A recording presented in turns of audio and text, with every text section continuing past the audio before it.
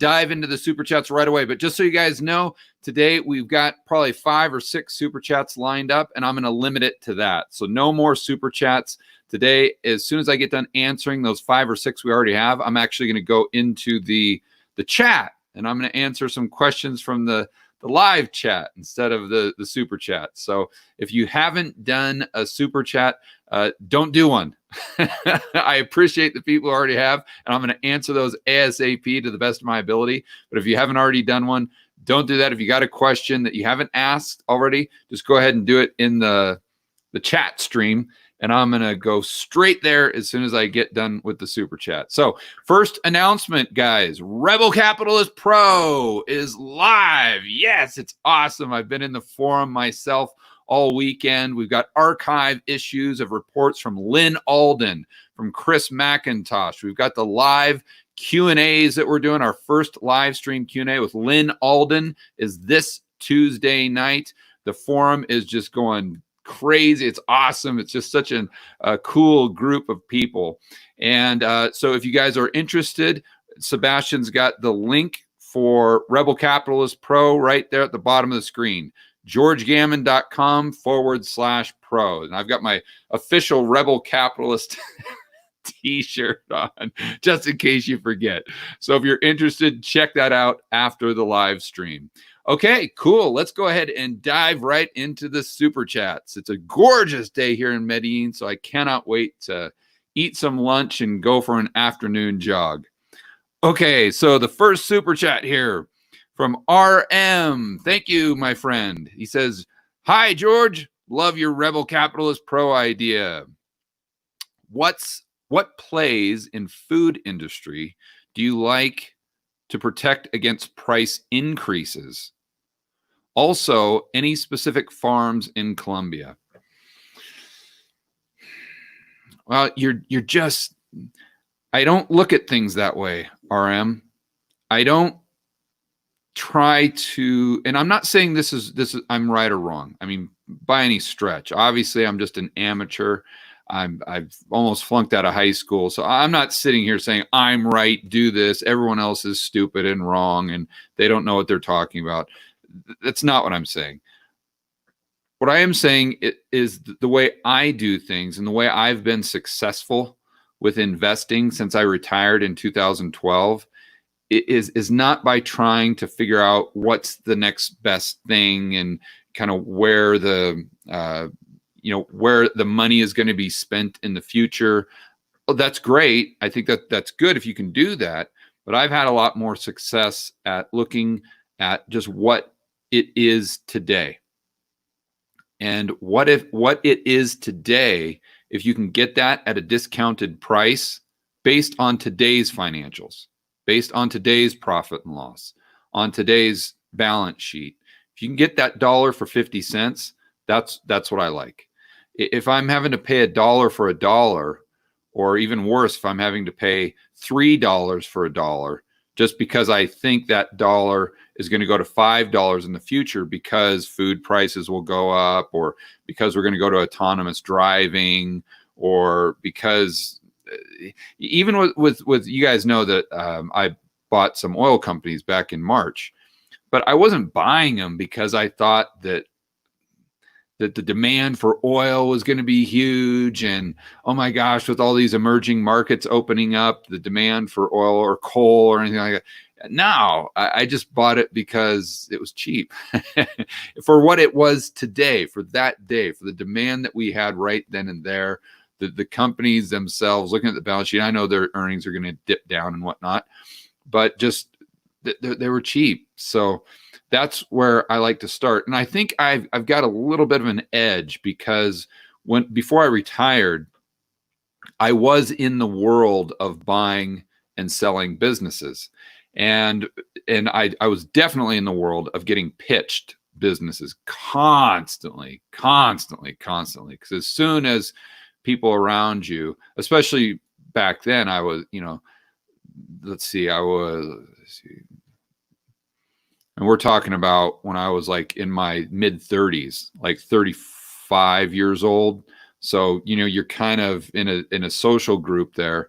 and everybody's pitching you ideas. Oh my gosh, invest in this nightclub and this restaurant and this new technology and this AV company and this blah, blah, blah, blah, blah. So it's just, you learn real quick that if you invest all these things, you're going to go broke super fast. So, and the same thing with businesses. I had a business broker back then, and he'd present opportunities, and it's always the same thing. You got some business that's not making any money, or maybe they're making $100,000 a year, and they're asking $2 million. You're saying, how? Well, on these pro forma earnings, if you look at our pro forma P&L or whatever, you see that next year we'll be making 200, and the next year after that we'll be making 500, and next year after that we're making 5 million. So based on our pro forma and what we're going to be in 5 years, then oh my gosh, this $2 or $3 million price tag is a bargain right now. I'd say, okay, great, but we're not in 5 years from now. We're in today, and today you're making $100,000 a year. So the most I'd be willing to pay for your business is $400,000. I'm not paying you 2 or 3 million. Get out of here. I don't care how great your technology is. Now, did I miss out on some opportunities? Absolutely. I'm sure I did. But I don't care. I'm not the type of person that if I would have passed on an opportunity and that opportunity blew up, it was the next Amazon or the next Apple, I'm going to sit there and beat myself up over it. Oh man, I should have done that. Oh man, George, why did you not invest in that company? The way I am, I'd be like, I did the right thing.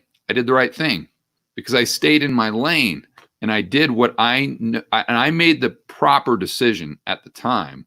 And I stayed within my strategy. And I know that if I stay within my strategy over the long run, I'm going to make money. I'm gonna do well. I'm gonna be successful as an investor if I stick with my strategy, because I've got an edge. And mathematically, if you set your portfolio up like this, you're going to do well over the long run. Am I going to miss Amazons and Teslas and Nicholas? Sure, but I don't care, because if I keep chasing the Teslas and the Amazons and the Apples, I know where that leads. For me, I'm going to go bust, and that's just the bottom line. So anyway, off on that tangent. Let's see. Any specific farms in Colombia? I haven't looked into farms in Colombia. I looked at a few when I was in Ecuador, which were very interesting. In fact, one that was really, really caught my eye, and I was thinking about putting an offer on it. It was near the coast where I actually purchased property, and they grew some flower. I can't remember what it was, but it was like 100-acre farm, and they only used like an acre or two to grow these flowers. And they did the flower, then they'd take them into Guayaquil and to Quito, the two major cities there, and they'd sell them to local florists. And the guy was making like $50,000 a year, just selling these flowers. And it wasn't the owner; it was just some farmer guy that he hired to manage. So it was as passive as you can get. And he was asking like $250,000 or something like that for $50,000 a year in cash flow, and he's only utilizing just this little teeny part. And so I was gonna maybe go in there and offer him 150, see if I could get him down. I ended up going a different direction. But the point is that's I haven't looked in Colombia. Now I know there's some fantastic opportunities in Colombia for farms and within South America. I know Simon Black has done extremely well. He's the guy at sovereignman.com. He's done very well in Chile with I think blueberries and almonds and some kind of unique things of that nature. But definitely a huge opportunity. And if you're into that type of thing, I'd check it out for sure. So, okay, next question. Jay Kerr, thank you for the super chat. Chomping at the bit for Patrick Ceresna part 2. Yeah. Practical, push this button, long volatility. Well, I don't know if it's going to be just that easy, but yeah, we're going to walk through it live, most likely, Jay. When is it planned? Similar for future commodities play. So what we're doing on Tuesday is last, as you know, Jay, last Tuesday, Patrick and I did the educational video where we started going into the going long volatility to build your own dragon portfolio. This Tuesday is going to be going commodity trend following. And then most likely Friday is when we're going to do the live session with Patrick, where we can go on there and just watch him actually do it in real time. We're going back and forth. The last time we did this, we charged, I think, like $97 when we did the options thing. This was about 2 months ago or so. I think this time we'll probably do the same thing, but I'm trying to work it out with them where we give access to Rebel Capitalist Pro members free of charge. So probably, I don't want to say for sure, but it's probably going to work out that way. Let me make sure I answered your question fully here. Yeah, I think I answered it. Okay, cool. Next question.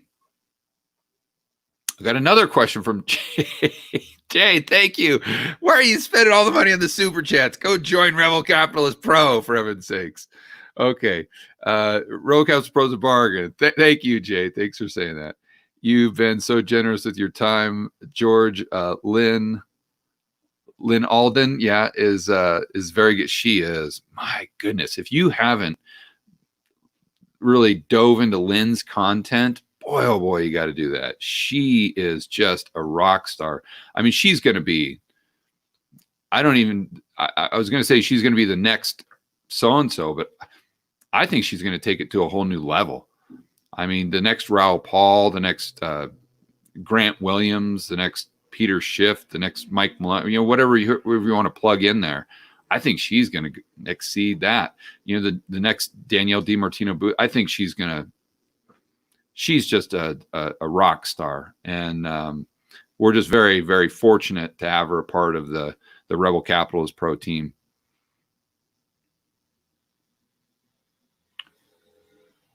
So gifted, but is there a practical buy this stock now advice?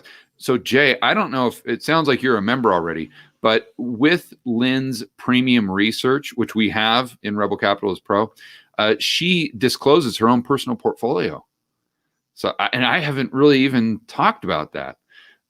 So not only does she give you stock advice, which again, guys, to be clear, I do, if you're thinking about signing up for Rebel Capitalist Pro just to get stock advice, don't waste your time, because that's not why you subscribe to a newsletter or any newsletter. I don't care what it is. It's not to delegate your thinking to someone else. It's to make you a better thinker and to open your eyes to different opportunities, but then to have you do the thinking. If you're one of these people that just wants Jim Cramer and just brain dead, where you just turn on CNBC and he says buy, and you just go okay, and go over to your Interactive Broker account or your Robinhood account, more likely, and just buy that. Listen, you're asking for problems. You just don't do it. Don't do it. You're wasting your time and money if that's what you want. But so my point is, yes, she gives stock advice, but it's, I wouldn't just go out there and buy her portfolio. I'd look at her portfolio personally, and I would say, okay, why is she buying this? Like, why did she buy that? Let me try to figure that out. Let me go back through her research. Let me get on a live stream with Lynn and figure out why she bought that, why she bought that, why she bought that. It may make sense to you. Or you'd be like, yeah, I don't know. I don't agree with that. I've done my own homework, and I've educated myself to where I'm competent enough to have my own opinion. And I like this thing she did, but I don't really care for that thing she did. So you're not delegating your thinking to Lynn. You're making yourself a better thinker. I think that's my point. But again, she discloses her own personal portfolio. So that is really, really cool. Does she ever invest? No, she doesn't. Not right now. Chris does. Chris is a practicing hedge fund manager. I mean, he manages a lot of people's money, and he manages quite a bit. It's a significant amount of money, which is great because you're getting the research you get with Chris is the research he's doing for himself to manage his hedge fund. So that's really cool. But no, she doesn't. Not that I know of right now. Okay, next question. What do you think about subleasing? What do I think about subleasing? I'm not sure, Kiana, where you're going with that. Let's see, subleasing.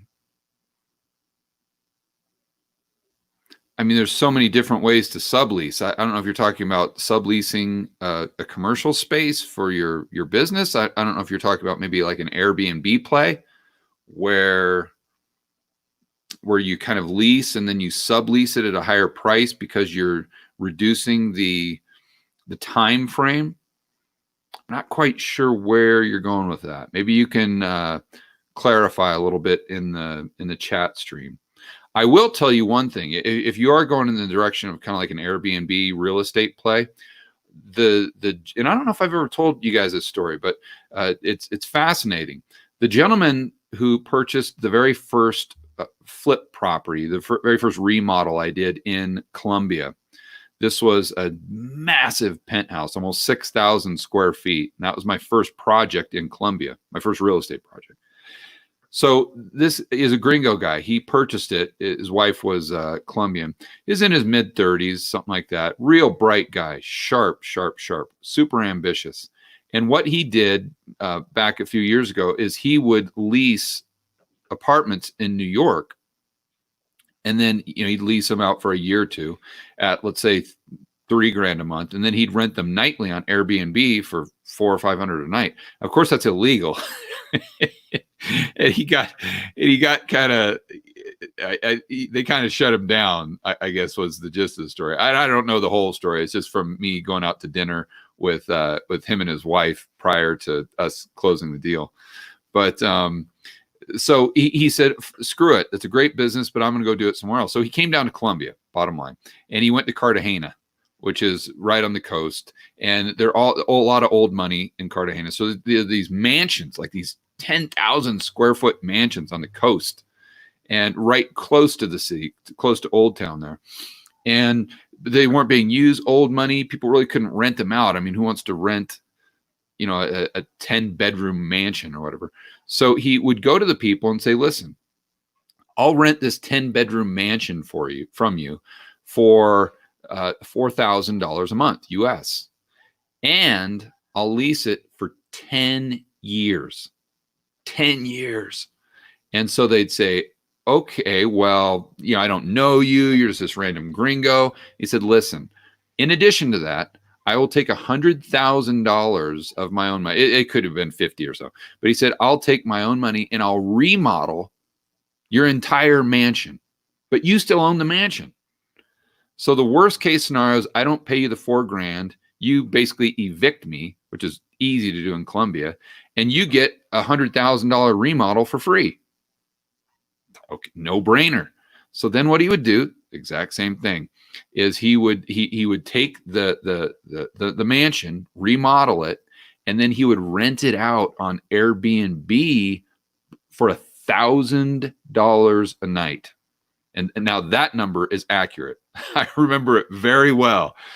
So he's paying, and I asked him, I said, what was your occupancy rate? He said it just blew up because you got all these, bachelor parties and all these big groups of people coming down from Miami. They want to hang out in Cartagena. They want to do the salsa dancing. They want to spend some time in Colombia, and the whole family or the whole party of people could be in one place. And you got jacuzzi, you got this pool, you're right on the ocean, you've got this Pablo Escobar mansion or whatever. Everyone's loving it and taking pictures. And if you got 10 people divided, that's only $100 a night. It's less than you'd have to pay for a hotel room, and you can all be in the same spot. You got a kitchen, you got a gal cooking you food, you've got a chauffeur. I mean, it's money. So I said, what was your occupancy? He said at least 90% right out of the gate. So just figure you're pulling down $25,000 a month, and you've got a $4,000 lease, and you've got a little bit of expenses with a maid and a cook and a chauffeur, but that's peanuts in Colombia. So he's netting like 20 grand a month. So what does he do? He does it over and over and over and over and over again, to where he had, when I talked to him, he had 80 doors. Now that included a hotel that he did the exact same thing with.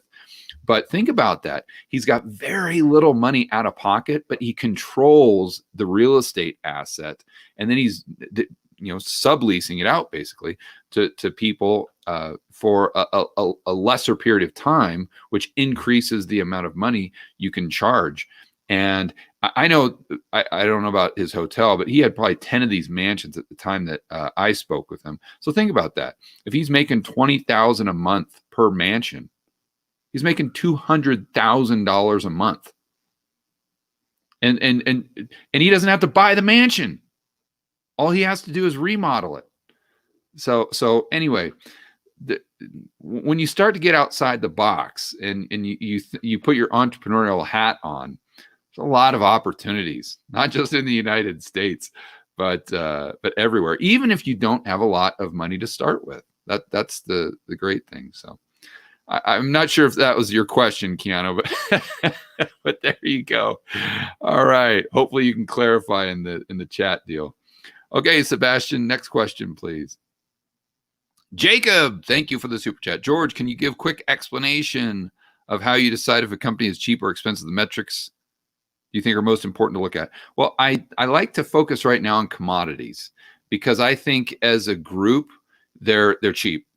And so how am I coming to that conclusion? If you look at a chart of commodity prices compared to the S&P, the differential, the delta, is at an all-time high. So compared to the S&P, commodities are as cheap as they ever have been. So I like to start there. And then with the commodities themselves, it's pretty easy. Just look at a chart, a historic chart adjusted for inflation. And then you say, well, I can't really buy soybeans, or I can't really buy oil. Okay, well, then just look at a company that produces it that you think is directly correlated, and then just run the numbers on the company. Just look at the balance sheet, just look at the P&L, and see look at the PE ratio, and determine if you think this company is cheap. Is it going bust? Is the price just dropped because the commodities themselves are in a bear market, but the company itself, not a lot of debt on the balance sheet, got decent cash flow, definitely will survive, and it'll definitely make it into the next bull market? That's where I start. And as far as company specific, I just like to pay 50 cents for a dollar. So I'm not a big growth guy. And I'm not saying that's right or wrong. It's just, it's not my, I don't think I'll ever be good enough or smart enough to be able to play that game, because it's a complicated game. I just listen, if you said to me, George, you could make 30% returns if you just focus on trying to predict growth of companies, or you could have a 15 or 20% return just focusing on value and buying things cheap right now, I'm going to take the 15, 20% all day long, because I know that's within my wheelhouse. And I know there's an 80% probability that I'm successful with the 15, 20, and there's a 10% probability that I'm successful with the 30% chasing growth. And so I'm just looking at, Wells Fargo as an example. You look at, and I didn't buy them back in March. I want to be very specific. I bought them, and I didn't buy a lot. I bought a little bit.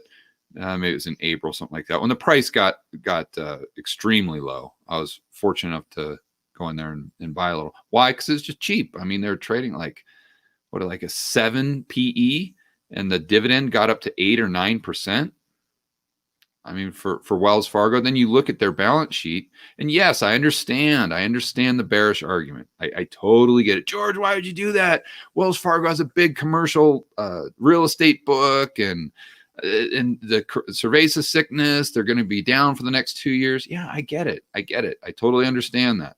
But and personally, I thought the stock was going down even further. I mean, that's the main takeaway, I think, from this question. Is I buy things even if I think they're going to go down. Like, how many people do that? I could be bearish on a stock and still buy it. I could be bearish on the whole entire market and still buy a specific stock. So people say, why, George? Why would you buy something if you think the price is going to go down? Because I don't think about the price, or I don't think about the price going up or down, right? That's not where I start. I start with just asking myself if it's cheap. And if it's cheap, I buy it. If it's expensive, I sell it. So anyway, going back to make sure, that's how I pretty much look at it. It's not a real technical way of doing things, Jacob. And that said, I only, excuse me, I only buy stocks like, I'd have to look at what I have, but I mean, I've bought since 2012, I've actually gone out and purchased stocks maybe like 3 times, maybe. And how of those, of all the stocks I've bought since 2012, how many have I sold? 0. Goose egg. Goose egg. Because they're not expensive yet. They're just, they go up and down and up and down. Cool. I just hang on to them until they're expensive. So that's kind of how I look at it. It's not rocket science. I just like to, I like to take the KISS method, right? You keep it simple, stupid. So anyway, I'm sure Lynn and Chris have a lot more insights to it, but that's just it. And it's just the same way that I used to analyze businesses. When someone would pitch me a business and I'd consider buying it, it's just the same thing. I wouldn't ask what's the market price. I wouldn't ask, well, this Circle K here. Well, is the price going to go up or down in the future? Who cares? You're buying a Circle K. You're not concerned with the price going up in 5 years. The only thing you're concerned with, if you're taking your own money and spending that 500 grand or whatever to buy that Circle K or that McDonald's franchise, you don't care what the market price is going to be in 3 years. You just care about the financials. You just care about the P&L first and foremost. And then your current, the balance sheet to make sure they don't have a lot of debt. But assuming they don't have a lot of debt, then you're just like, okay, what's their cash flow? What's their profit? In other words, okay, great. Well, how much debt do I have to take on to buy the business? What's my cost of the debt? How much does it cost me to service it? Okay, how much money out of pocket do I have? Okay, where can I have some efficiencies? Great, cool. What's my return compared to what I can get elsewhere? Sounds good. Let's do it. You're asking $1 million for this McDonald's franchise. I'll give you $750. And you try to work them down, right? You try to get 50 cents for $1. That's the world I come from. So to come into a stock world where everyone's focused on where the price is going to be in 2 years, it's like a foreign concept to me, because I would never ever buy a business that way. And then people say, well, yeah, but this is stocks. Yeah, but what are stocks? You're buying a piece of a business. You got to remember that. So anyway, okay, next question. Andres, thank you for the super chat. George, what will happen to U.S. commodity stocks if dollar goes down? Will stock? Yeah, most likely, because you're talking about consumer price inflation. You're talking about, not necessarily. Let me think here. What do you mean by this? The dollar going down, Andres? That's a very broad question from the standpoint. Are you talking about the dollar going down compared to the euro? Are you talking about the dollar going down on the DXY? Are you talking about the dollar going down relative to U.S. assets? Are you talking about the dollar going down relative to the goods and services you buy on a daily basis? I would assume you're talking about compared to the CPI inflation. So just to be clear, you can have CPI inflation and still have the dollar appreciate, right? You can have the dollar can appreciate on the DXY. It can go to, say it's at 97, 98 right now. It can go to 110, go to 120, while at the same time, consumer price inflation in the United States is going up. Most people just see it as just kind of like a binary or like a monolith, like inflation is just this big thing. And if the dollar goes down, then prices go up. And if prices go down, then the dollar goes up. And it doesn't work that way. It's a nuanced question. But anyway, I'll assume that you're talking about inflation, CPI. In which case, yes, that would have the tendency of moving those commodities up in price because most of them are denominated in dollars. Okay, next question. JS, thank you for the super chat. Currently reading The Stock Doctrine by Naomi Klein, which basically outlines Milton Friedman's philosophy of creating utter chaos to push agendas. It's not just Friedman. Yeah, that's that's what Werner excuse me. That's what Werner was talking about with the BOJ and the Princes of the Yen. She would be an excellent interview. Yeah, I'll check it out. I got a ton of people on the list right now that I'd love to interview. So yeah, I'll definitely add her to the list. Thank you. Okay, next question. Excuse me, guys. I don't have my water with me. Abby, thank you for the super chat. How can I pay yourself or Lynn to spend 20 minutes looking at my stock portfolio and give me some tips? I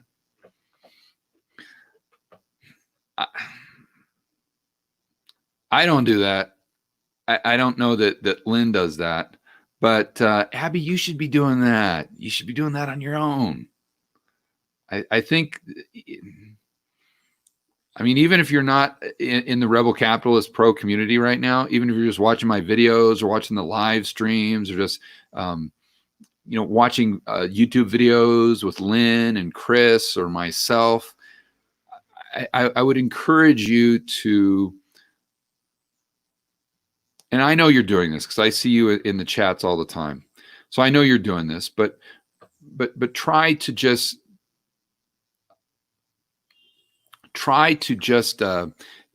continue to expand not only your level of education, but your confidence in yourself. And because I think that the more you're able to do that, the more successful you're going to be long term. If you always have to rely on someone else for confirmation, I don't know that I'm not saying you won't be successful. I'm sure you will be, but I think you'll be even more successful if you're able to think from a standpoint of being just completely independent, like 100% independent. That's what I'd encourage you to kind of go that direction. But I understand what you're doing. So I don't do that, and I don't think you'd want me to do that either. I don't know I'm your guy to analyze a stock portfolio. I think that would be a Lynn or Chris for sure.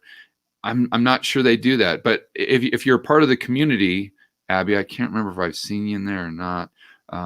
But even if you're not, I'm gonna be interviewing Chris and Lynn periodically, and just get in there and how would you do that? Or Lynn, you can probably just send her an email. That's what I do, Abby. I just go to Lynn's website and send her an email and ask her if she does that. And then, if she does, I'm sure she'll respond. Okay, next question. Why does Lynn's portfolio... I don't know. You got to ask Lynn. I know she's dollar bearish too. You definitely think she'd have some oil. I have no idea. I'll have to talk to her about that when we get her on the live stream with Rebel Capitalist Pro, but I have no idea. No clue. Okay, next question. David, thank you for the super chat. Love Medellin, was there for 10 days. Oh, very cool. Now alls I want to do is live there. Yeah, David, every single person that comes down here that I know, they always say the same thing. Exact same thing. No matter how apprehensive they are about safety or any of those things coming down here initially, once they get here and they're here for a couple days, Every single one of them wants to come back and retire here, and including my mom. So right now you're in Tucson. Okay, I know Tucson well. Is possible we aren't in a bubble. How to adjust 2010 prices? Do you compound the, probably you're asking if you compound the inflation rate.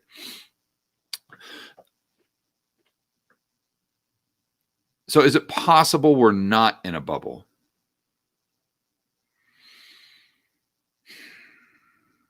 I'm not sure if you're talking about real estate, if you're talking about the stock market. The short answer is no, because I see where you're going with this, David. I think you've watched a couple of my videos where I've talked about if the inflation rate is a lot higher, like most of us would assume, than what the CPI is telling us over the past 20 years, then adjusted for inflation, home prices and stock prices would be a lot lower. But you also have to look at real wages, right? You're just looking at one side of the coin. So if it is true that housing prices would be a lot lower adjusted for inflation, then we would assume, if inflation over the last 20 years has been a lot higher than the CPI would lead us to believe, then you've got to say, okay, great, home prices are lower. But if you look at average wages, real wages, adjusted for inflation, and if you look at GDP, adjusted for the same rate of inflation you're layering over the stock market or the housing market, we're in a depression. We're in a depression, meaning real GDP is going down, flat at best, and real incomes are going down. So if you've got home prices going down at the same rate or as real income and real wages, then that doesn't mean that it's necessarily, we're not in a bubble. Or I shouldn't say that. It doesn't necessarily mean that things are cheap, right? You've got to look at the inflation adjusted chart. That's right. But you also have to look at incomes, because at the end of the day, people are buying the house with income. And so if real wages have gone down at a faster rate than housing prices, then I don't know if they would still be, I would still consider them cheap. I might consider them cheap, but I don't know if I'd pull the trigger. I think that's probably the best way of saying it. So yes, we could possibly not be in a bubble, but and home prices, as an example, could be cheap adjusted for inflation, but it doesn't necessarily mean I'd pull the trigger, because if home prices are cheap, then that means that real wages and GDP is absolutely horrible, and our trend is lower. Okay, next question. Rohan, thank you for the super chat. Hi, George. Do you think non-sovereign crypto is going to perform in the wake of CBDCs, central bank digital currencies? I'm assuming what you're talking about. How do you think a non-sovereign crypto is going to perform? There's a couple arguments there, Rohan. Number one is the obvious, that if you've got a non-sovereign crypto, the sovereign government's just going to ban it. In which case you could say, yeah, that doesn't matter because it's decentralized, and that's true, but so is heroin, right? So people that say, yeah, but they can't find out about Bitcoin because it's anonymous, it's decentralized. Again, my heroin analogy is, if the government makes it illegal, although you can transact and maybe not get caught, how many people are actually going to do that if they do get caught and they've got like a 10-year prison sentence that they're facing? Probably not a lot of people. You're gonna have some people for sure, but the majority of the people, I don't think they're going to do it, even if they can do it, just because they're like, no, I'm not risking 10 years in prison. So that's one side of the argument. The other side is the central banks will start to gravitate toward the sovereign crypto because the price is going up, and they see it as a way to lower their sovereign debt. And this Simon Dixon talked about this in our interview, and I thought that was a very interesting take. So let's say a sovereign is they have a debt problem, and they say, okay, well, Bitcoin, we see it appreciating, and we see it appreciating substantially over the next 5 years because it's getting mass adoption. So why should we push this Fed coin when we can buy Bitcoin and hold that just like we hold gold? And then if it appreciates enough, then that can bail us out of this pension fund problem we have, or this sovereign debt problem we have, without us having to sell more debt. I'm not saying that's going to happen. I'm saying it's an interesting hypothesis. So those are the two sides, and you've got to come to your own conclusion on what do you think is most likely. But I think most likely, unfortunately, would be the governments will try to ban it because they see it as a competitor, and the governments don't like competition. And when you look at how much control having a central bank digital currency or a Fed coin or my buddy Eric Townsend with Macro Voices calls it the Orwell, which I think is a very appropriate title. It just gives the government so much power, and just way more power than it has right now. And I just don't see politicians, once they get it, I don't see them just saying, oh, we could have all that power, but nah, we're not going to do it because we just want to be good stewards of the Constitution, or we want to be good public servants. Politicians are the bottom of the barrel, guys. I don't care who they are, right, left, middle. They're all just they're all power hungry, and they're not of good character, or else they wouldn't be politicians in the first place. Because think about what it takes to be successful as a politician. You have to have zero moral compass, none. You have to have no ethics. You have to have no principles, zero. You have to be willing to say whatever you think you need to say in order to get votes. You have to be willing to lie. It's just, you can't have a strong moral character. Now, there are outliers. I would say Dr. Paul is a total anomaly. But as a group, you're just dealing with the dregs of our society from a standpoint of ethics and morals. So my point is I can't see them seeing all this power sitting over there in the corner and not wanting to go take advantage of it. Okay, next question. Marvin, thank you for the super chat. Thank you, George. Tinfoil hat question. Yes, very cool. Are we in battle royal with FM capitalism,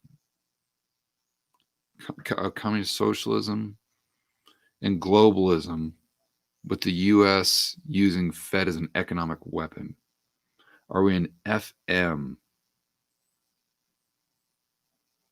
not sure. FM, Marvin, are you talking about, let's see, are we battle royal with free market capitalism? That's what you're saying. Okay. Are we in a battle of free market? Well, Marvin, where do we have free market capitalism? That's where I'd start. Definitely not in the United States. I mean, it's not even close to free market capitalism. It's cronyism. I would say that once you get rid of all the racial components and all that stuff, that fascism. But if you look at fascism from a standpoint of just what they believed economically, it's very similar to what we have in the United States. And again, I am not saying by any stretch that the United States is this racist nation, and I'm not playing that game. That's not a good use of my mental bandwidth. I don't think it's a good use of your mental bandwidth at all. But I am saying, if you at least look at Germany and whatnot, they had a private sector, but the government was really pulling the strings. And so just from a strictly economic standpoint, how is that different than what we have in the United States? Right. So I don't think we have free market capitalism. There's a couple countries that come close, but it's still not exactly. But anyway, okay. So communism, socialism, globalism with but Marvin, who's on the side of free market capitalism? Like, it's definitely not the government. It's definitely not the Fed. The Fed's doing. Are you kidding me? The Fed is buying junk bonds. The Fed is buying specific debt. First, they're buying ETFs, but now they're buying specific companies. They are literally picking winners and losers. How is that anything that resembles free market capitalism? Not even close. So I don't think we're really in a battle royale, because in order to have a battle royale, you need someone battling for free market capitalism. Who? All the developed countries are moving closer and closer to socialism. And again, people are going to say, no, it's you're not defining socialism correctly. Well, I'm defining it as the more and more you let's say increase the welfare state, whether that's your corporate welfare or social welfare, you're increasing the government spending as a percentage of GDP. So at a certain point, you've got to ask yourself, if government spending is 90% of GDP, does that qualify as socialism? I would say so. And even if the government doesn't specifically own the means of production, where do you draw the line? Is it at 60%? Is it at 90%? I mean, it's got to be somewhere, because obviously if the government is 100% of GDP, that's got to be socialist. Sure isn't capitalism. So that's how I'd answer the question. I don't think that's tinfoil hat. Not even close. I think, but to be clear, no, that's my clear answer. No, I don't think we're in a battle royale for free market capitalism, socialism, and globalism, because I don't think anyone is battling for capitalism. I think everyone's just tag teaming socialism. they're on the same team, right? Okay, it's just to what degree do they want more and more government spending, and therefore more and more, or taking us closer and closer to socialism? I mean, do you want that now? Do you want, how much socialism do you actually want? I think that's the battle. Okay, next question, please. And make sure we don't have any super chats. Let's see. Looks like we got a bunch of them. I really wanted to allocate time to the chat, guys. Sebastian, can you text me how many more super chats we have? Just how many more we have after Andrew's here. Okay, Andrew, thank you for the super chat. Hey, G, let's pretend my bank is the central bank. Okay. How does it differ from banking with Chase? Oh, it's a big difference, man. What can I do differently now? Is my savings now considered to be reserves? Okay. Well, from a standpoint of the people that have the bank reserves, how would it differ?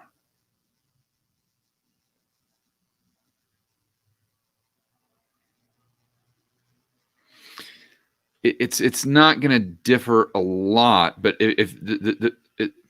but what happens, Andrew, the entities that have the bank reserves, they're going to be in the financial system.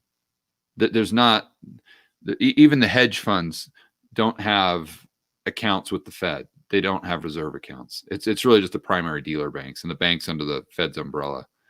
So the question is more, how would a bank use the bank reserves? And it's a lot of it is just using it to add capacity to their balance sheet to have more freedom to and flexibility to loan, increase the M2 money supply, increase the deposits, buy financial assets like treasuries to flip them to the Fed at a profit.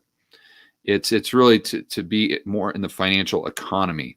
Now, you could say that the increase in bank reserves allows them to potentially loan more to the real economy, but it does theoretically, but it doesn't necessarily mean that they're going to loan, because they still have to loan to someone who they think is going to pay them back. Even if they have the power, meaning the commercial banking system, to create money out of thin air, which they do by creating another loan, they still have to be paid back, because if they have too many loans that default, then the asset side of their balance sheet will shrink, while the liability side of their balance sheet stays the same. They're insolvent, meaning they're out of business, they're bust. So they still have to be cognizant of that. But as far as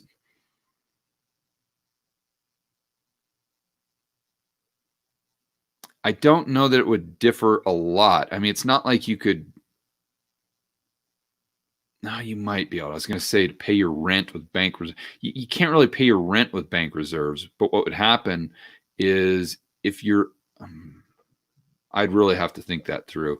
They might be able to take the bank reserves and transfer it to the bank of the entity they're paying rent to, and therefore that goes against the deposits, and they increase their deposits. That's really a Jeff Snyder question, because that gets down into the weeds. The thing that I focus on is the central bank's ability to increase M2 money supply by increasing bank reserves, because this is really the at the heart of your question.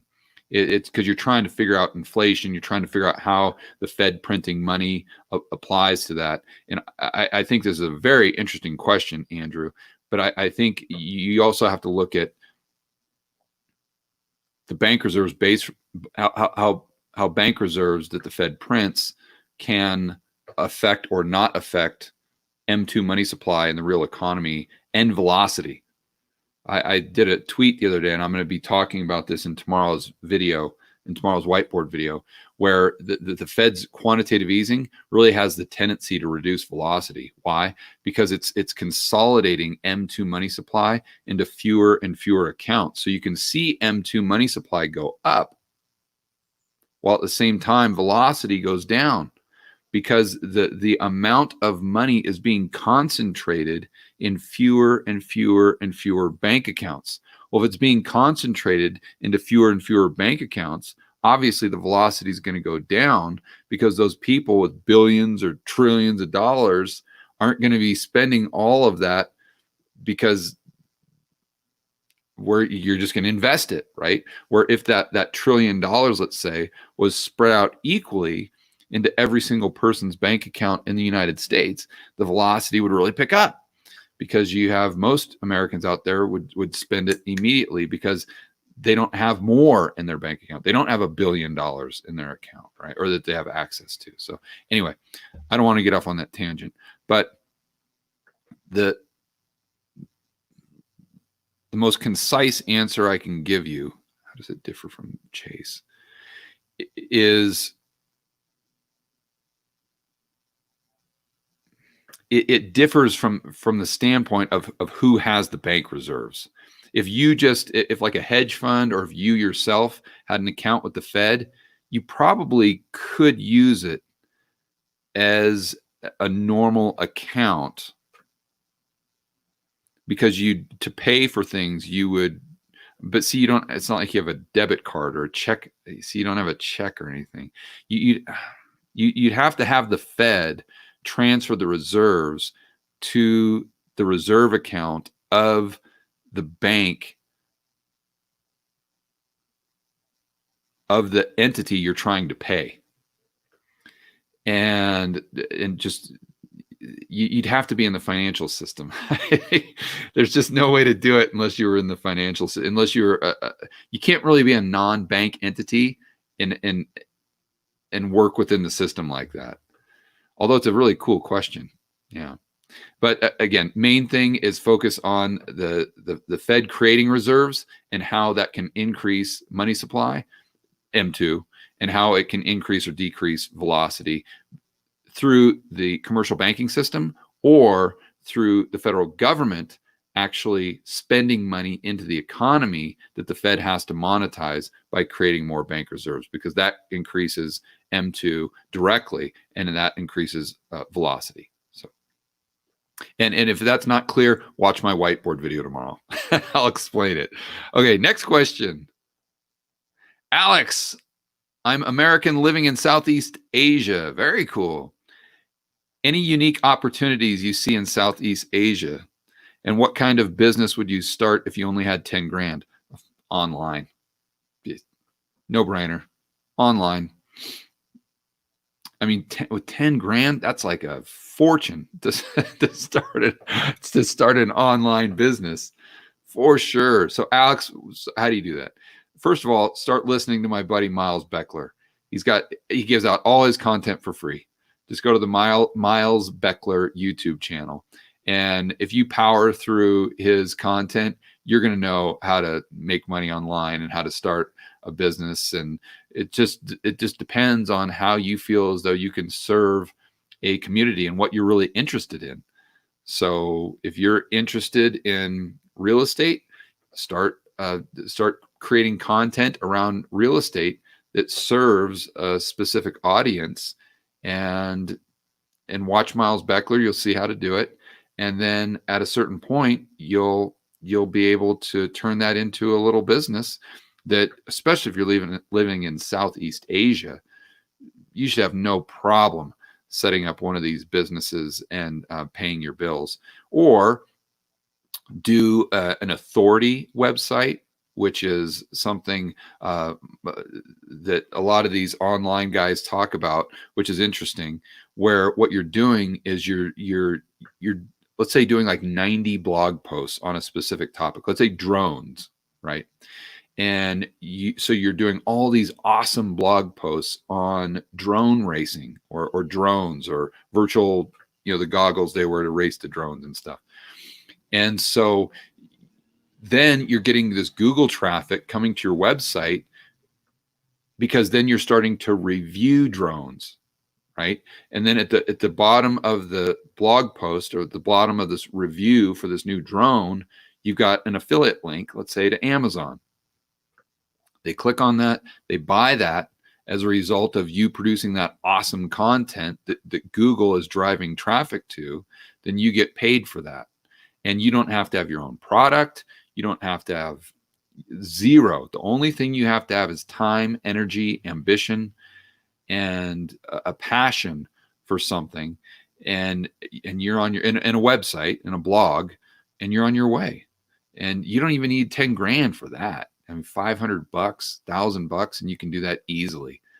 So what I would do is I would take, let's say, 2 grand, and I would allocate $500 per business, let's say, and I would start 4 or 5 of these online businesses, and I would just go all out. I would spend 12 hours a day just creating content, awesome content that really has a lot of value for those specific audiences, and then just see which one takes off, and see which one you enjoy the most. And you throw stuff up against the wall and see what sticks. And if you got 10 grand, you're only risking 2 grand. If you do it 4 or 5 times, if you're ambitious enough, you're going to get a winner. And then you got something that's throwing off 3 or 4 grand a month US. And if you're living in Southeast Asia, I mean, you're good to go. You know what I'm talking about. You can live on that easy. In fact, you can just live on 2 grand a month and take the additional 2 and start investing, right? You can buy some gold. You might be able to invest in real estate if you save some money. And as far as specific opportunities I see in Southeast Asia, real estate is huge, huge, huge, huge. I was actually listening to Andrew Henderson's podcast this morning from Nomad Capitalist, and he made a fantastic point that I'd never really thought of. He was talking about Cambodia in the sense that you have to be a Cambodian citizen to buy property there.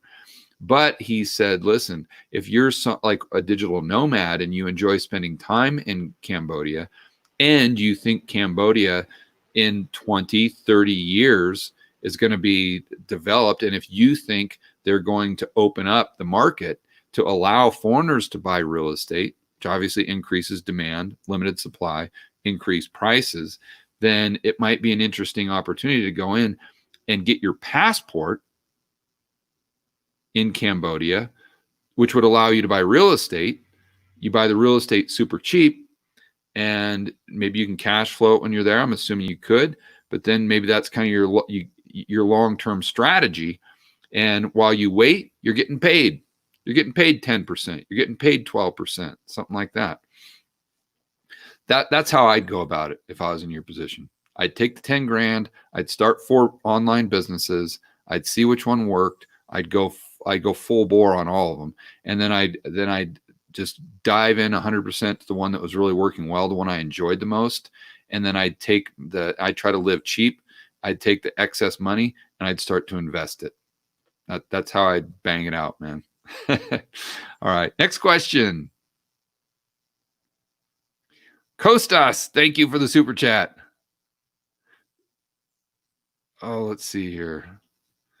Judges on 4th July till 20th July, and then again on August 8th. Judges on, boy, I'm not sure exactly what you're asking. Okay, you talk about the TGA, 1.6 trillion, got it. Opinion on S&P 500 calls. Oh, no. I see what you're doing. Now, so what you're trying to do is you're trying to make a bet that Trump is going to drop the 1.6 before the election, and the stock market's going to boom as a result of that, just on a temporary sugar rush. Because of you watched my video the other day. Thank you for watching my video, by the way, Kostas. But if you're doing this with gambling money that you don't care if you win or lose, okay, you could take a flyer and buy some calls and see if it pans out for you. That's not my game, because it's just like, my mom lives in Vegas, and I've spent a lot of time in Vegas, and I've spent a lot of time in casinos back in the day when I used to play blackjack. But I used to play blackjack to train my mind. I never played it to win money, ever, just to train my mind. But going back to Vegas, when I take my mom out to dinner and go take her to a show or whatever, you're always going through the casinos, or when I have friends in town that visit, and I never, ever have the urge to gamble. Never. Why? In the long run, you're going to lose money. So that's not fun for me. Whenever I'm playing something where I have the probability of losing over the long run, I'm not into it. Now, I'm not saying you have the probability of losing right now, but if you just continue to gamble with that mindset, right, over 10, 20 years, it's just not a winning strategy, even if you've got a couple winners right off the bat. But if you're just doing it gambling money, great. If you're doing it with a substantial portion of your portfolio, personally, I wouldn't do that. Or maybe you're trying to hedge. If you're trying to hedge, maybe a short position, that could be interesting. But now we're getting into some really pro stuff. That's like what like Patrick Ceresna or Eric Townsend, that's what those guys are doing. And unless you're an actual pro, I don't know if I'd suggest that. So anyway. But that's my opinion on calls. It's a gamble. You might have the probabilities this time, but I wouldn't do it. That's not the game I like to play personally. So that's my best answer, I think. Okay, next question. Marvin, thank you. I forgot the quotations around free market. Yeah. I appreciate all the insight. I've learned a ton from following. Cool, Marvin. Thank you very much for taking time out of your schedule to actually watch the videos, the live streams, the interviews. I know that the most valuable real resource we have is time, period. Far more valuable than money or anything else. And so if people are actually dedicating time, their most valuable resource, to watching a live stream or one of my videos, one of my interviews, I don't take that lightly. And it means a lot to me. And we all sincerely appreciate it. Sebastian, Thomas, Danny, Maria, Jean, even Kayla. Kayla's my housekeeper and the gal that does all my cooking and cleaning. Okay. Do we have another one, Sebastian, or is that it? Okay. Paola, thank you for the super chat. Hi, George. I love your videos. I would like to know which is your success formula strategy for business and or investing.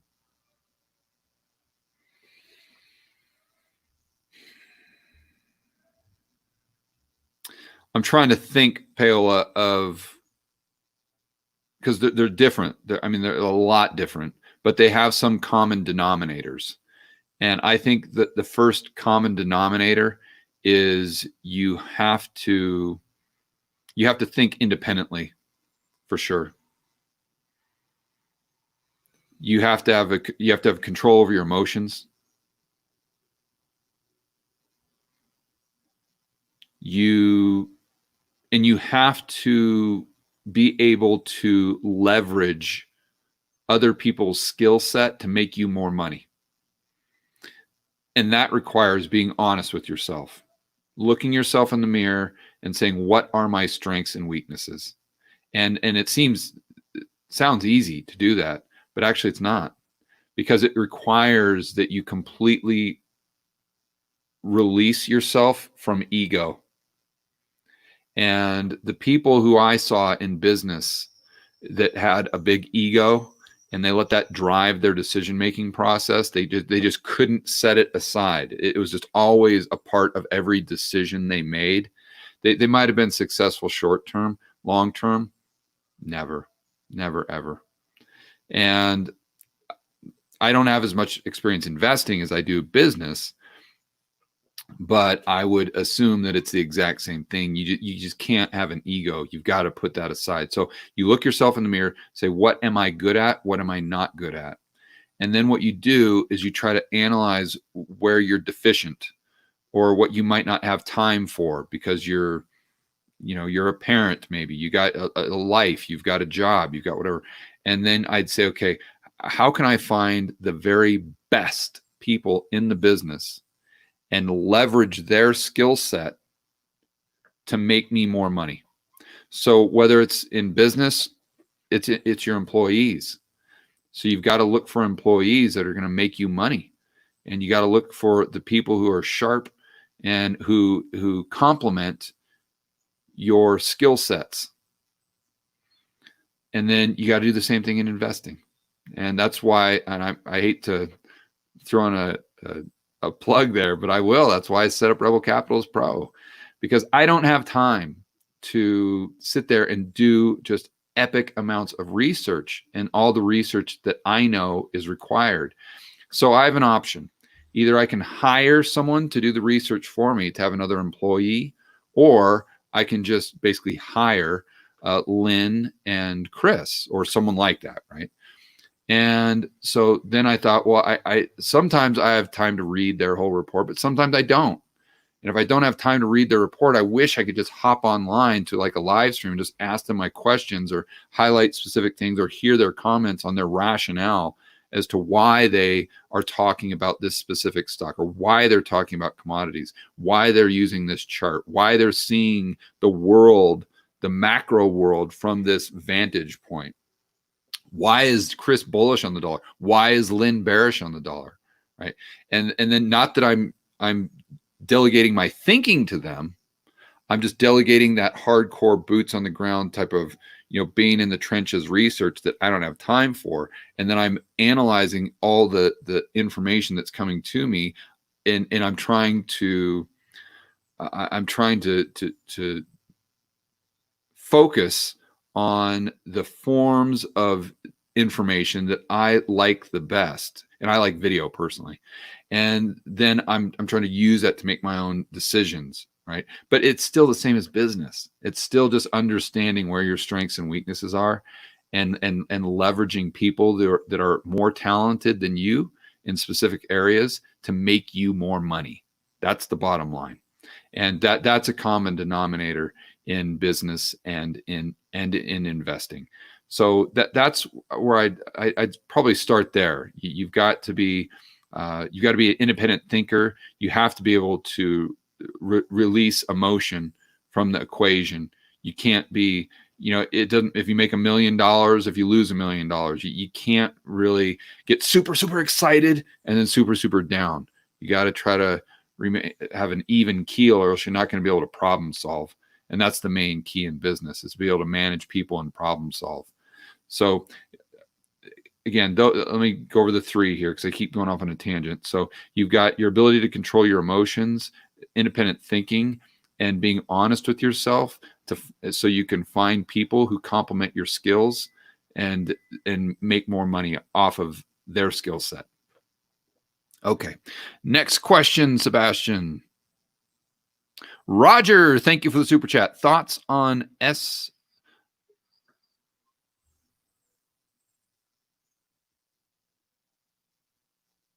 single family REITs? I hope that's what you're talking about, Roger. Thoughts on single family REITs or multifamily REITs investing, given, do they have single family REITs? Given mortgage rates in the US, would you wait for real estate prices to react? If so, how long in specific areas? Roger, it's not the way I look at it. It's not the way I look at it. I got to start with what's cheap. Would I wait for real estate prices to come down? No, because see, what you're doing there is you're focusing on the direction of the price instead of just asking yourself about the underlying asset. Remember, it's going back to McDonald's. You're trying to figure out if the price of that McDonald's franchise is going to be higher or lower in a year. And if it's going to be lower, maybe you hold off on buying the McDonald's franchise right now, because you might be able to buy it at a lower price in a year. It's not where I like to start, but let me try to answer this. Thoughts on single family.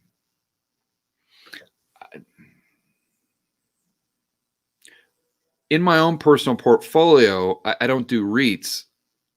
I like to own single family more than I like to own multifamily, because I like the liquidity of the single family.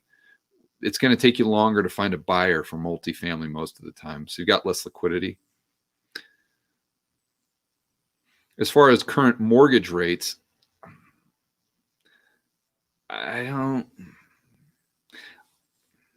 that comes into my mind when I'm the buyer, because I'm using the mortgage, the fixed rate mortgage, to short the dollar. But if you're buying that through the REIT, you're really not taking advantage of the benefit of having a 30-year fixed rate mortgage. And I can almost promise you the REIT isn't going to be able to get a 30-year fixed rate mortgage. So that really wouldn't be a part of my decision-making process, because what you're doing is you're thinking, okay, since mortgage rates are low, if they're going to go lower, if we're going to get negative mortgage rates, then how is the single family REIT going to benefit from that? How is the multifamily REIT going to benefit that? And therefore, how are the prices of their stock going to go up or down because of these headwinds or tailwinds that they may or may not have in the future?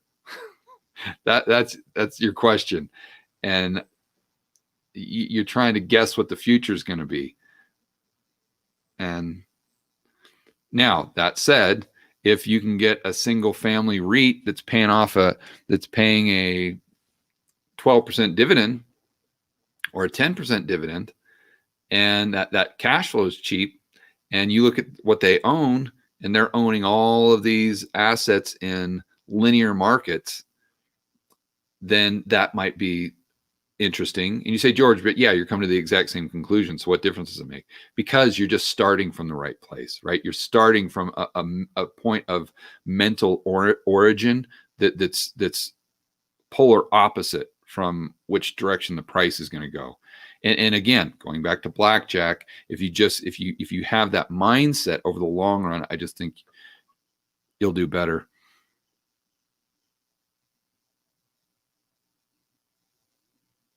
As far as areas, I like the linear markets for sure. I'm going to like the linear markets, whether it's single family or multifamily, but I don't really like REITs because you don't have control over the asset. If you're going to play the real estate game, just buy a single family house and rent it out and hire a property manager. You got to figure that if you're getting a 10% return from a single family REIT or a multifamily REIT, you'd be getting a 15% return if you own the underlying asset yourself, because you're going to have management fees. You're going to have all this money going out the window to all these other people. And you say, yeah, George, but I don't have any headaches. Well, hire a decent property manager. And plus, you're not going to be able to get the benefit of a 30-year fixed rate mortgage and get paid to short the dollar. And right now, I think that's the biggest benefit to real estate. It's like Hartman says, Jason Hartman. He says, my goodness, if I could get a 30-year fixed rate mortgage and the cash flow without having to own the real estate, that would be the best investment in the whole entire world. But see, with the REIT, you're taking away one of those big benefits. So those. I know I didn't answer your question and give you a definitive one way or the other, Roger, but I think those are my thoughts, and hopefully that helped. Okay, next question. Rohan, hi, George. Wondering what you think about Australia specifically. Is it more likely to be inflationary compared to the U.S. because we don't have the reserve? Yeah. I think that's a good point, Rohan. And plus, with as much of your economy centralized around one thing, I mean, you guys have built an economy, unfortunately, that is now a one-trick pony, and that's real estate. I mean, you know that as well as I do. Mining and real estate, but mostly, if real estate goes down, you guys are toast. So what's going to be the release valve? Well, they'll have to print money.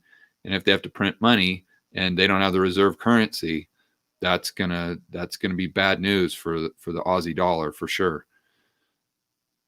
So, and if bad news for the Aussie dollar, then looking at the domestic currency, it wouldn't have to happen if the Aussie dollar went down against the USD, as an example. But it would most likely, especially because you're not the world reserve currency, it most likely would increase consumer prices, which all are already extremely high right there. And most likely with your government, they're just going to keep increasing minimum wage higher and higher and higher. I think you guys have the highest, or one of the highest, minimum wages in the world. So what that means is it's going to put even further pressure on prices if you go into a recession. And I'm not talking about because from the standpoint directly of wages, although that's a huge factor, but more so from a standpoint of supply. Because if you've got these extremely high wages that are sticky, that can't come down at all, and you take that throughout the supply chain, if you didn't have this minimum wage, suppliers producing goods and services, when they went into a recession and overall prices were coming down, they could lower wages at the same time. But now they can't. So if you're at a $20 an hour minimum wage, and where before the supply and goods of services in a recession or depression would gradually shrink, now it's going to collapse because those businesses can't lower their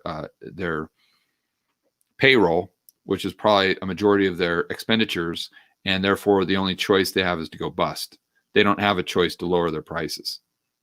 So, and which is inflationary. So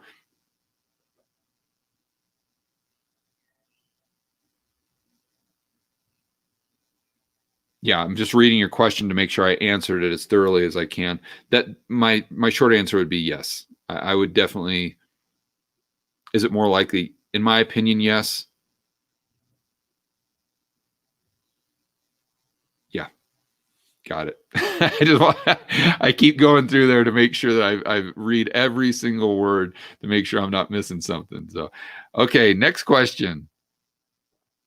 Nicholas, my goodness, how many super chats do we have here? Holy cow, we got Sebastian, I thought we had 3 super chats left. Okay, I really want to get over to the live chat, guys. I really want to do that here. So, but I also, if someone does a super chat, I don't want to leave them hanging. All right. Nicholas, hi, George. Can you think of a scenario where the U.S. avoids a dollar collapse, both long-term, short-term? Sure. For sure. Yeah, there's no guarantee that the dollar is going to collapse short-term. I mean, you could have demand going down. You could have people taking all their stimulus checks and they're paying down debt, which would reduce M2 money supply. That could be a tailwind for the dollar, even domestically. You could have the milkshake theory play out, where you have all this demand outside the United States for dollars because of all the dollar-denominated debt, 13 plus trillion, and they might not be able to sell their assets, like Lynn would argue, and therefore you see a big spike in the dollar on the DXY up to 110, 120. And when I say DXY, I'm just talking about that. That's a measurement of the dollar compared to a basket of other currencies, mostly the euro. So short term, I mean, I'm talking about like year, 2, 3 years. Definitely, the dollar does not have to collapse at all. No way. Now it could, but now long term is much easier to predict. And that's why I like to invest long term, because the short term, who knows? But long term, you can invest with much more precision and be right far more often. And then you ask yourself, well, why don't the pros do that? Because the pros have to answer to their investors, and they have to be fully committed every single month. They got a monthly P&L. But that's one huge advantage the amateurs like us that we have, is we don't have to answer to investors. We don't have to have a monthly P&L. We can invest. We can be in 100% cash. We can do what we think is right. And we can invest for the 10-year, for the 15-year, where the pros can't do that. So 10-year plus, do I see a dollar collapse? It depends on how you define dollar collapse. If you define it going down 50% in value from where it is today, yep. I totally see that happening. It's not certain at all, but I think the probabilities would suggest that over the next 10 years or 10 years plus, will the dollar be worth half of what it is? For sure. And that's on both sides. So when I'm talking about be worth half compared to what? Well, it's going to be worth half compared to on the DXY, in my opinion. How? Maybe not on the DXY, because you could have all the fiat currencies going down at one time. I think I would be far more confident in saying it will go down in terms of stuff, goods and services. It'll be down by 50%. And in terms of hard assets, it'll be down by 50%. Commodities down 50% for sure. No, I shouldn't say for sure, but I'm saying that in my opinion, that's my base case. That's what I think is most probable. But could it be flat against the euro, the yen? Sure. Because all those could come down at the same rate, if not a faster rate. So just to be clear, I'm saying long-term against goods and services and hard assets, I see the dollar, quote unquote, collapsing, if you want to call it that. Compared to other fiat currencies, who knows? They're all terrible. All right. Next question. Aaron, thank you for the super chat. How do I keep getting super chats? Sebastian, can you text me like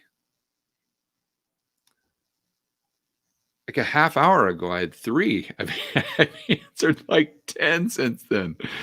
This is the last one. Sebastian, this is the last one. You've put that ticker up there like 5 times. Okay, guys, please don't ask any more super chats. I sincerely appreciate it, guys, that you support the channel this way. But I really want to get over and at least spend 10 minutes answering questions from the live stream here. Okay, Aaron, thank you for the super chat. Can you elaborate on debts do not always have to be paid back? Interview with Jesse Felder. It looks like Jesse and Brent have different views on the dollar milkshake theory. Can you comment? Well, they do. I mean, they have the exact same views on the fundamentals. They just think that we're going to have a different. Jesse just thinks the government is going to print enough to devalue the dollar, and Brent doesn't think they're going to be able to. So that's pretty much the line in the sand. As far as, can you elaborate on debts do not always have to be paid back? I'm not sure what, I'd have to go back to my interview to know exactly what Jesse was referring to, but debts don't always have to be paid back. You can roll over the debt. So let's just say that you are making $100,000 a year right now. And let's say you have $20,000 in debt and your monthly payments are $200. Well, you don't technically ever have to pay that debt off. You can just, I mean, you're going against the principle, but even if you had interest only, as an example, you could just keep it there and just pay the interest, and it's not really going to affect you too much if you're making 100 grand a year. The problem is if the debt gets higher and higher and higher and higher and higher, and the payments become a larger and larger and larger percentage of the income. And then you get to a point where you got problems where you can't even make the interest payments, and you're bust. You have to default, or from the standpoint of the government, you have to just inflate your way out of it. So I think, without knowing exactly what Jesse was referring to, because I can't remember. I mean, I do a lot of interviews, so I apologize for not remembering exactly what he was talking about. But I think that's the best way that I can answer the question. Okay, next question. Do we have any more? Hopefully that's it. Oh, that's it. Okay, good. All right. Let's get over to the live stream here. Very cool. Thanks for hanging on there, guys. Thanks for chatting. Thanks for going back and forth. I want to give a shout out to everyone here. Looks like we've got Peter, we've got Zorina, we've got Arthur, Felipe, Gigi Clips. All right, let me try to find a question here from the live chat. Well, Jesse's asking more thoughts about the TGA growing again. I think that they're going to use that as just to try to goose the economy going into the election. And even if the Fed pulls back or starts to do QT, which I can't imagine they will, but maybe they would, then the Trump or the administration says, fine, Powell, go do what you want to do. We've got 1.6 trillion here, and we're going to do our own round of QE. So I know that's kind of a tinfoil hat thing, but if you kind of think it through, you're like, well, why wouldn't they do that? The only reason they wouldn't do that is if they're actually moral and ethical. And we know that no politician or no administration falls into that category. So why wouldn't they do it? If their only objective was to win the election, that's the ace up the sleeve right there. Okay, let's see. Arthur, how can I pay more for your come on. Arthur, thank you very much for the kind words. It sounds like you're already a member, and that's actually what I'm going to do this afternoon after my jog. Is I'm going to head into the forum and go back and forth with some members. But no, thank you very much. I appreciate it. I think we're fairly priced. We got tremendous value for money, so I'm really proud of the fact that we can offer the service for such a low price. So, okay.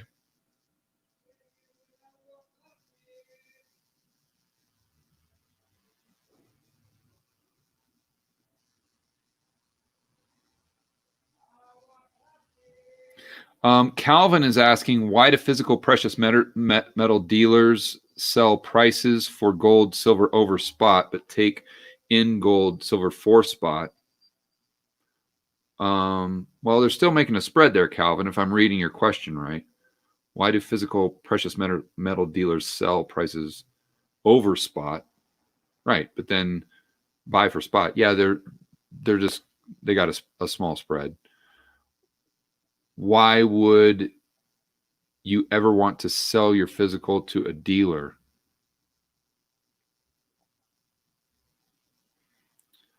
Well, I mean, if they're giving you spot,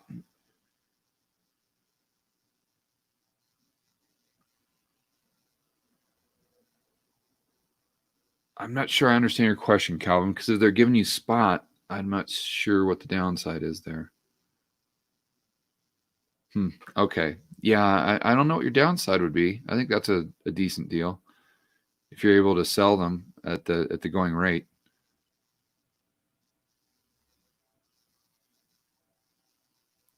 Martin asks, would you expect a small decline in the stock market prior to the sugar rush? Again, let's be clear, guys. I might expect a decline in the stock market, but that doesn't mean I'm going to let that factor into my decision-making process for my portfolio. Okay. So do I see a small, probably, I think we'll probably get a second wave of the cerveza sickness. And I think that's kind of an the market's offsides, to use a Luke Groman term there. I don't think they're expecting that.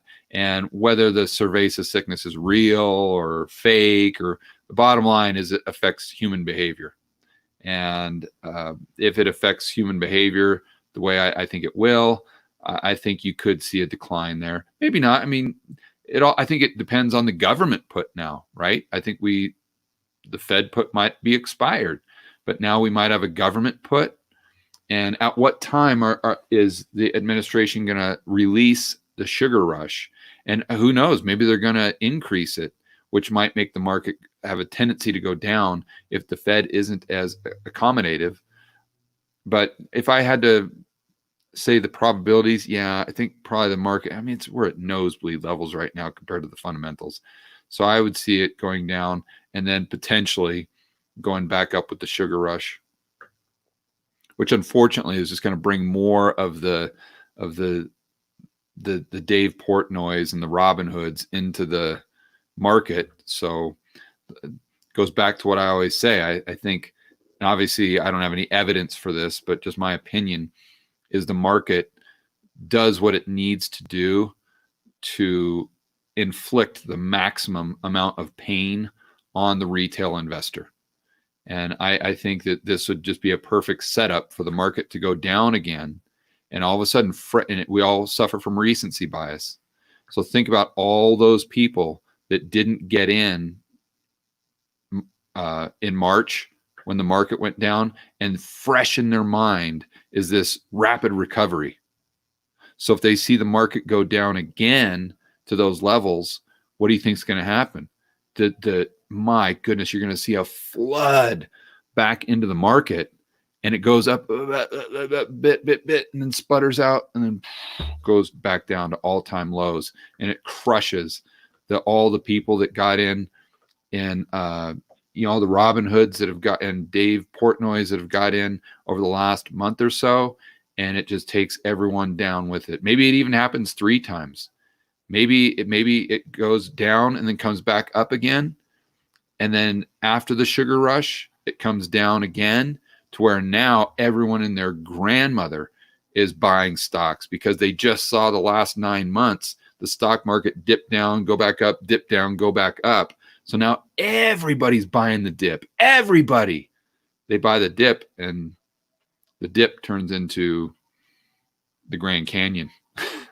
I think at some point in time, and I'm not here to make specific predictions, but I think some point in time, whether it's this year, 3 years, I think that's your kind of your end game. Is it's the market just sucks every last person it possibly can into the long side before it goes down, and then just crushes everybody. Okay, let's see. Let's go through here. Opportunistic business model. Thoughts on long-term oil prices? Yeah, I mean, long term, I'm a bull. I did that chart the video the other day where pretty much if you go back through history, when the prices get below $30 a barrel, they're cheap. And when prices get above $80 a barrel, they're cheap. So I think over the next 10 years, at some point in time, we'll probably be over $80 a barrel again. And if we do, then I'm a seller. And if we go back under 30 or under 20 again, I'm a buyer. And until they hit one of those numbers, I just do nothing. But I think over the next 10 years, at some point in time, oil will get to 80 at least.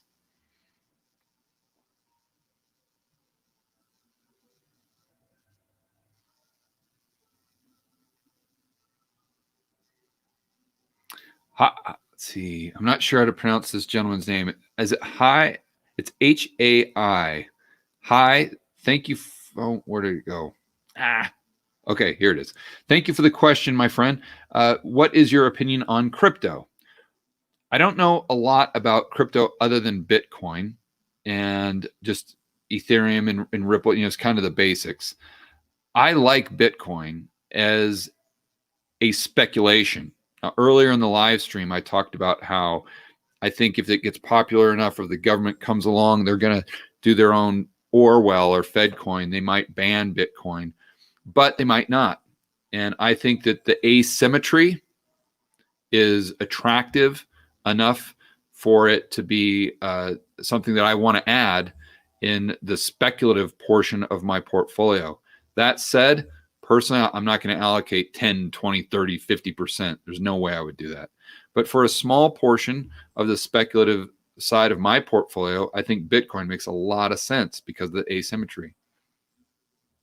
As far as the small ones, I don't really want to play in that game because then it's just way too speculative. And to me, that's just gambling.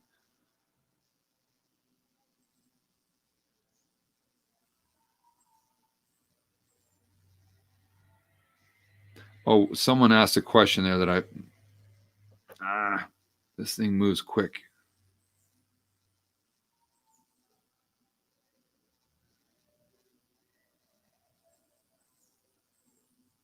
Oh, here we go. It's Zinterus says, George, don't you think the stock market could be booming because of the price of dollar inflation, the dollar is going down? Yeah, that we talked about that earlier. And it might, let's see, will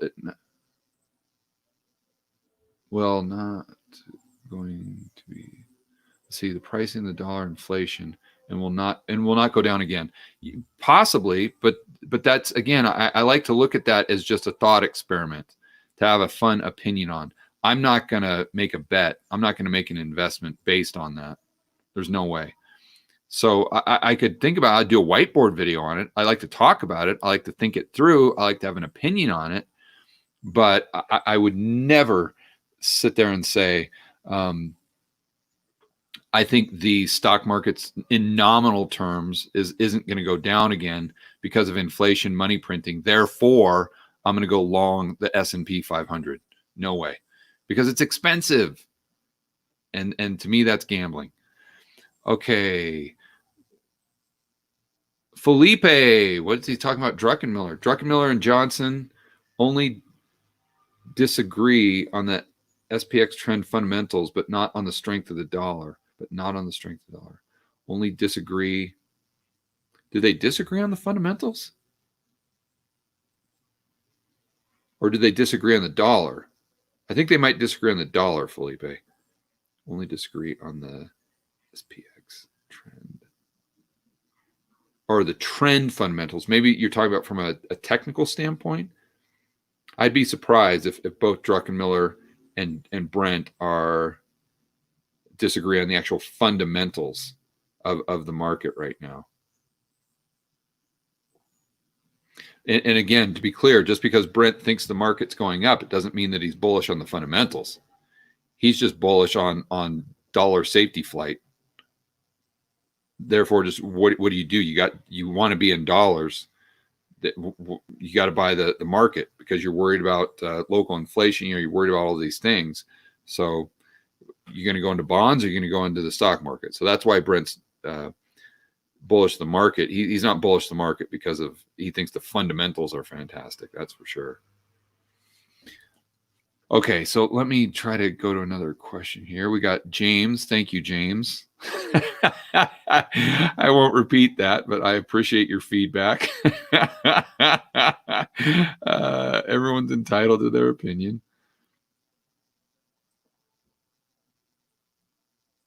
The world is going, Dan says the world is going through a transition from oil to electrons.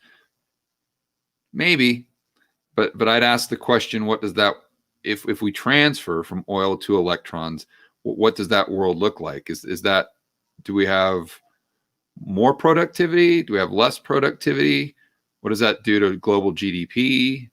There's a lot of unanswered questions there. It's not as easy as just kind of a tech question, like how do we source the energy and transfer it to the, like, vehicles as an example. That's a complicated question, and it's not it doesn't just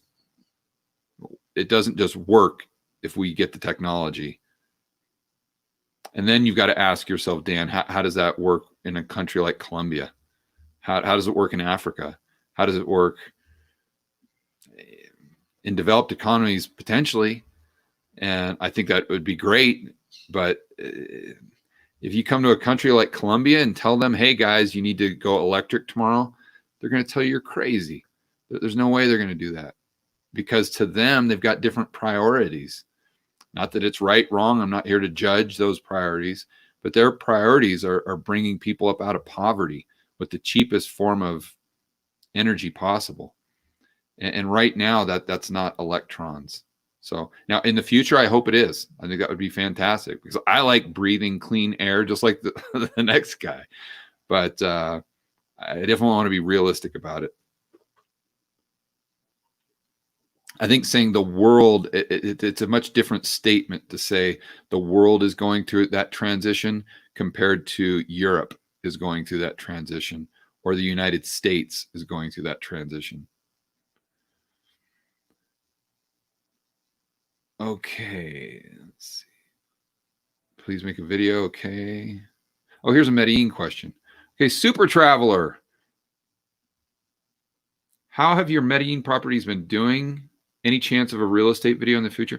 Yeah, in fact, I set up a separate YouTube channel to do that stuff, to do more of that type of content. We just haven't released it yet. So in the future, you'll definitely see more real estate vlogs, but it'll be on my new channel.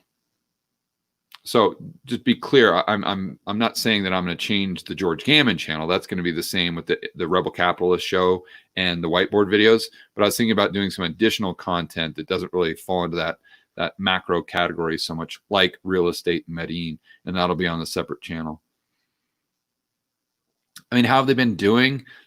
They're not really doing anything, because we can't get the workers in there to finish the remodels because of the HOA. The government will let them in, but the HOA with the building isn't letting them in yet. So we're kind of in a standstill. We're in a holding pattern until they get done. And when they get done, we'll just have to make a decision whether we put them on the market or rent them out. But it's they're just kind of on pause, basically.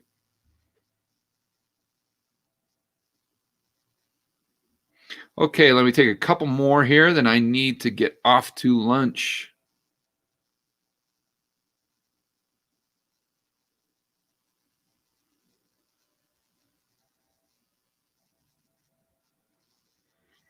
Let's see here. Okay, it looks like I might be at the bottom. Yeah, I think yeah, I think I'm at the bottom there. Okay, cool. Well, guys, I appreciate it. Let me remind everyone, if you're interested in Rebel Capitalist Pro, just go check out. We've got kind of a sales page where I give you my best pitch on why you should become a member.